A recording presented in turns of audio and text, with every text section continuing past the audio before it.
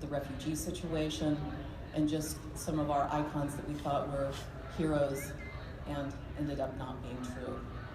But what she really found interesting in trends for 2016 really had to do with inspiration, ingenuity, and a strengthened sense of identity and resilience as we sort of get our minds around what the new normal is for us in the 21st century.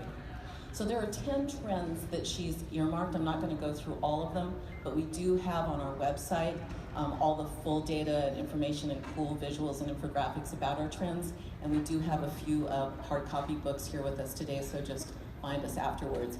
But just in a nutshell, time poverty.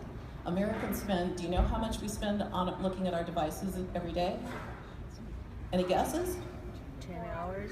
4.7 hours every day. Look, we're doing that right now. Look at you. There you are doing it right now. It's 4.7 hours every day looking at our devices. Even when we're not at work, we're at work, right? We're always on 24/7. What's the first thing we lean over and we look at in the morning? Is it our beloved spouse? Oh, maybe not. It might be our smartphone instead.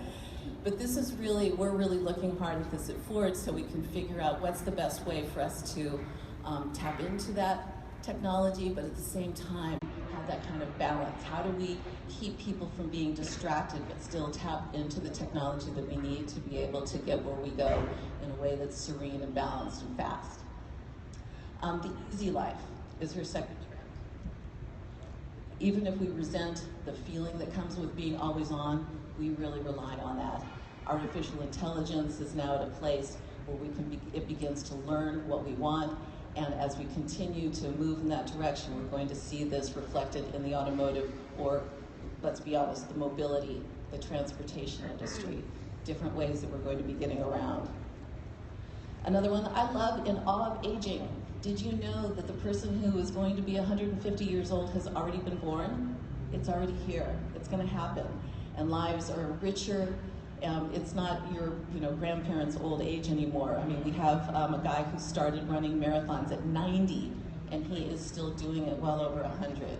So this really plays into imagining folks who may not want to be behind the wheel anymore, but what does autonomous vehicles mean for folks who still want to get around and still have that freedom?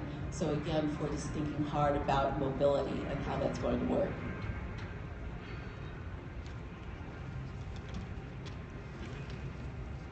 Buying into the flexible economy is another trend, and that is sometimes access is more important than acquisition, and we're really looking hard at that at Ford. For example, just last week at South by Southwest, we announced an experiment, really truly an experiment that we're doing in Austin to see how we would work through a group of people leasing one car together.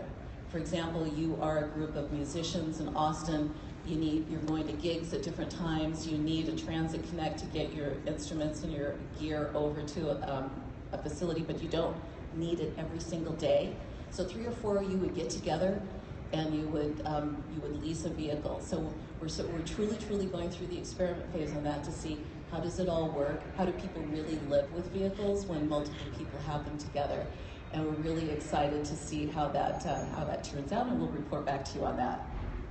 Another is with Army life.